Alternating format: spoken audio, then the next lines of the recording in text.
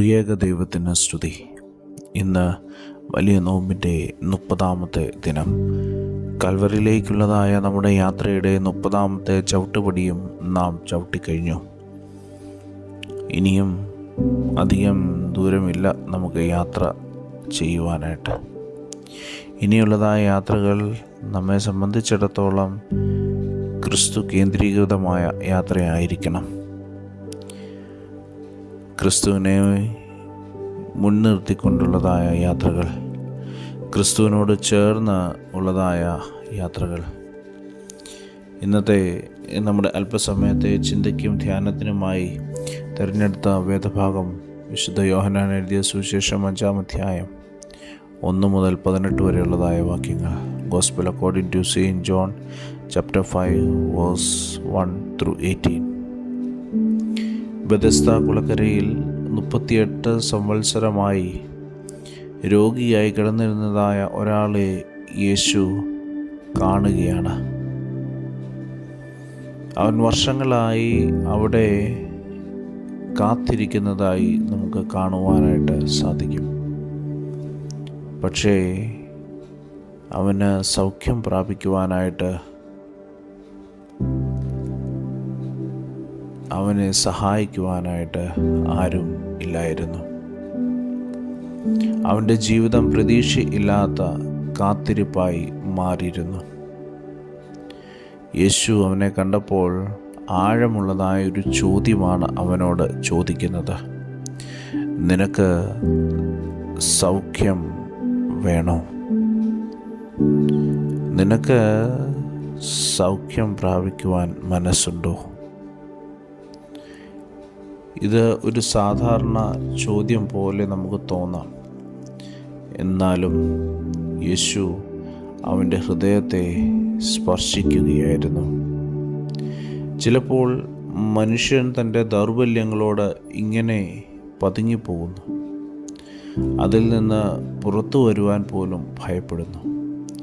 ആ മനുഷ്യൻ തൻ്റെ അവസ്ഥ വിശദീകരിക്കുകയാണ്. ദൂതൻ വന്ന് വെള്ളം കലക്കുമ്പോൾ എന്നെ കുളത്തിലേക്ക് എറിയുവാനായിട്ട് അല്ലെങ്കിൽ കുളത്തിലേക്ക് ഇറക്കുവാനായിട്ട് ആരും ഇല്ല.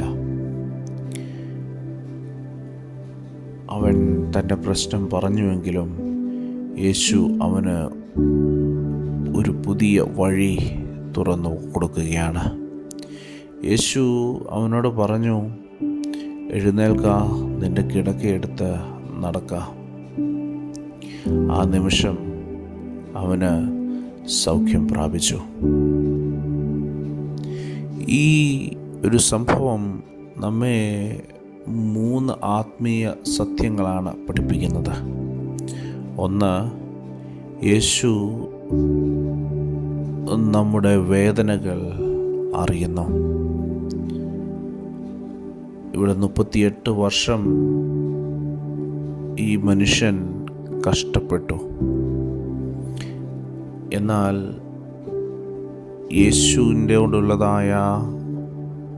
യേശുവിനോടൊപ്പമുള്ളതായ ഒരു നിമിഷം അവൻ്റെ ജീവിതത്തെ മാറ്റിമറിച്ചു.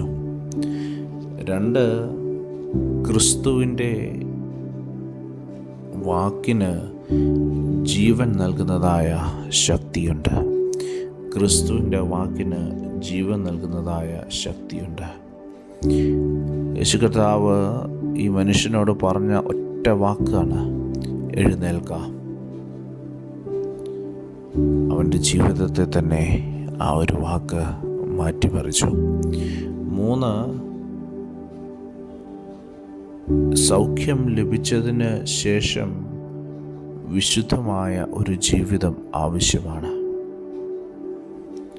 യേശു അവന് സൗഖ്യം കൊടുത്തതിന് ശേഷം അവനോട് പറയുന്നത്, ഇനി പാപം ചെയ്യരുത് എന്നാണ്.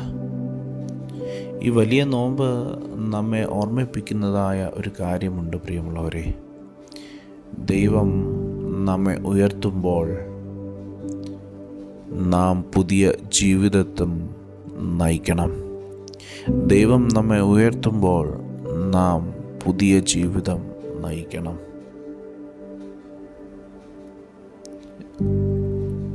നമ്മോട് തന്നെ നമുക്ക് ഒന്ന് ചോദിക്കാം. എൻ്റെ ജീവിതത്തിൽ വർഷങ്ങളായി കിടക്കുന്നതായ ആത്മീയ ദൗർബല്യം എന്താണ് എന്ന് നമ്മോട് തന്നെ ചോദിക്കാം.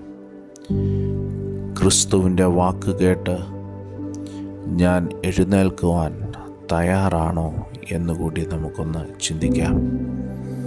ഈ നോമ്പ് കാലത്തിൽ, ഈ നോമ്പിൻ്റെ യാത്രയിൽ ക്രിസ്തുവിനെ കണ്ടെത്തുവാനായിട്ട്, ക്രിസ്തുവിൻ്റെ വാക്ക് കേൾക്കുവാനായിട്ട് നമുക്കിടയായി തീരട്ടെ. അതിന് ദൈവം നമ്മെ സഹായിക്കട്ടെ. കണ്ണുകളെ അടയ്ക്കാം, പ്രാർത്ഥിക്കാം. കരുണാമയനായ കർത്താവേ, എൻ്റെ ദൗർബല്യങ്ങളും നിരാശകളും നിൻ്റെ മുൻപിൽ സമർപ്പിക്കുന്നു.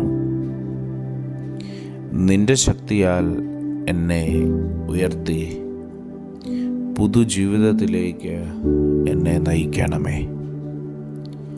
എൻ്റെ ജീവിതം നിൻ്റെ കൃപയുടെ സാക്ഷിയായി തീരണമേ. നിൻ്റെ വാക്ക് കേൾക്കുവാൻ എന്നെ ഇടയാക്കണമേ. യേശുവിൻ്റെ നാമത്തിൽ തന്നെ. ആമേൻ.